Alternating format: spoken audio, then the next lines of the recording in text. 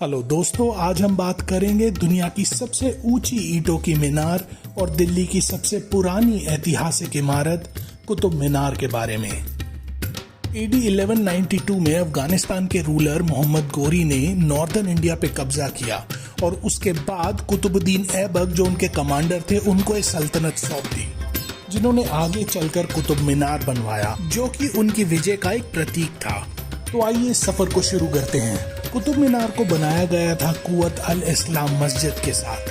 कुतुब मीनार की हाइट है 72.5 मीटर्स और इसके अंदर है 379 स्टेप्स। इसको बनाने के लिए चुना गया था किला राय पिथौरा, जो कि उस वक्त की बहुत ही मेन सिटी थी। कुतुब मीनार की कंस्ट्रक्शन 3 राजाओं के शासन काल में पूरी हुई थी। 1199 AD में कुतुबुद्दीन ऐबक ने इसको बनवाने की शुरुआत की, फिर उसके बाद 3 स्टोरीज और इल्तुतमिश ने बनवाई और फाइनली फिरोज शाह तुगलक ने 1368 AD में 5th और आखिरी स्टोरी बनवा के इसको पूरा किया। कुतुब मीनार पे अरेबिक के साथ नागरी में भी लिखा गया है और इसमें कुरान की आयतों के साथ साथ ये अकाउंट भी लिखा गया है कि किसने कब और कौन से ईयर में इन इमारतों को बनवाया है। मस्जिद को और बड़ा बनाने के लिए उसकी बाहर की ओर अलग अलग आर्चेस और दीवारें बनवाई गईं इस्लामिक आर्किटेक्चर में, और इसको बनवाया कुतुबुद्दीन ऐबक, इल्तुतमिश और अलाउद्दीन खिलजी ने अपने अपने समय में। दिसंबर 4, 1981 में एक हादसे के बाद कुतुब मीनार के दरवाजों को बंद कर दिया गया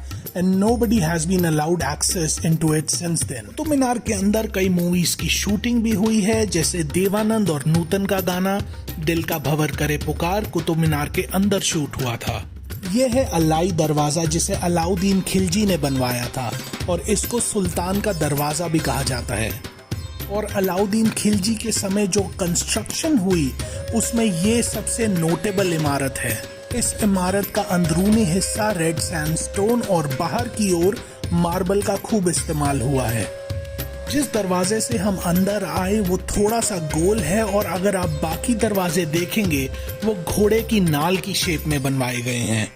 इस दरवाजे पर बहुत ही सुंदर शिल्पकारी की गई है जो कि ज्यादातर अरेबिक में है और ये इंडिया का पहला प्रॉपर्ली बिल्ड डोम है। कुतुब कॉम्प्लेक्स में बहुत सारी इंटरेस्टिंग चीजें हैं and it is actually such a treat for history lovers. और अगर आप यहाँ पर घूमने के लिए आ रहे हैं, let me give you a useful tip, don't get your tripods.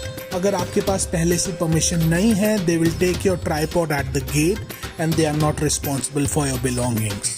ये जो आप एक और मॉन्यूमेंट देख रहे हैं, ये है इमाम जामिन या मोहम्मद अली की ग्रेव। कुतुब मीनार के ऊपर एक कपोला हुआ करता था जो कि 19th सेंचुरी अर्थक्वेक में बिल्कुल खराब हो गया और उसको रिपेयर करने के लिए ब्रिटिश इंजीनियर्स ने एक बंगाल स्टाइल छतरी को कुतुब मीनार के ऊपर रखा, जो कि अच्छा ना लगने के कारण उसे हटा दिया गया और वो आज भी कुतुब कॉम्प्लेक्स में है। और ये है इंडिया की पहली मॉस्क कुव्वत अल इस्लाम और ये है centre of the Qutub complex. Quwwat mosque को AD 1192 में कुतुबुद्दीन ऐबक ने बनवाना शुरू किया था और ये रिकॉर्डेड है कि 1198 AD में इसकी कंप्लीशन हुई थी। इस मॉस्क में बहुत सारे पिलर्स हैं और इन पिलर्स पे कमाल की कारीगरी है। ये भी माना जाता है कि कुतुब मीनार को इसलिए बनवाया गया ताकि इस पर चढ़कर आजान दी जा सके।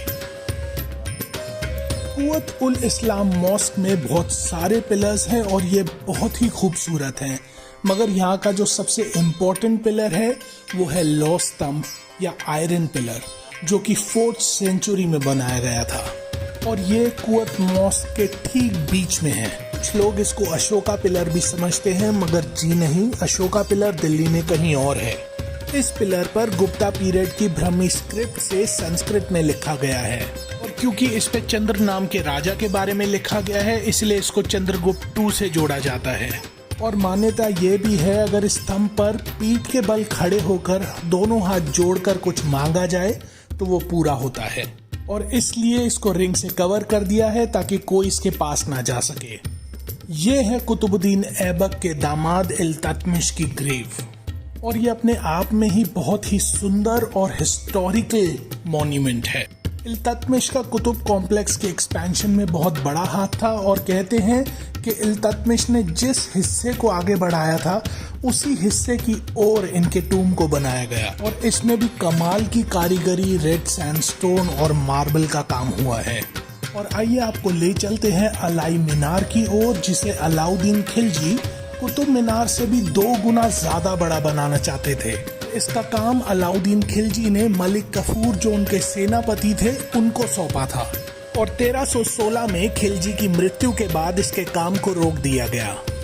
कहा जाता है कि अलाई मीनार अगर पूरा बन भी जाता तो इसकी कंस्ट्रक्शन में इतने बड़े पत्थर इस्तेमाल हुए थे कि यह मीनार पूरा का पूरा ढह जाता।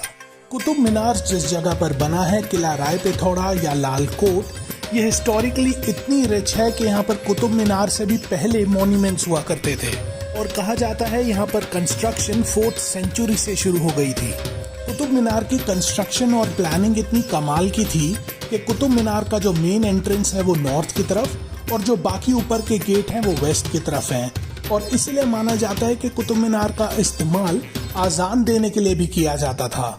कुतुब मीनार पे बिजली भी गिरी है and it has been destroyed by earthquakes as well. और दिल्ली के कई सुल्तानों ने और ब्रिटिश गवर्नमेंट ने इसको कई बारी रिपेयर भी कराया है, which can be traced back to many centuries. And that's why when I look at them, I couldn't help but wonder if only these monuments could speak. आज के एपिसोड में बस इतना ही। If you enjoyed the video, please don't forget to like and subscribe to my channel. आपसे फिर मुलाकात होगी एक नई कहानी के साथ। Until next time.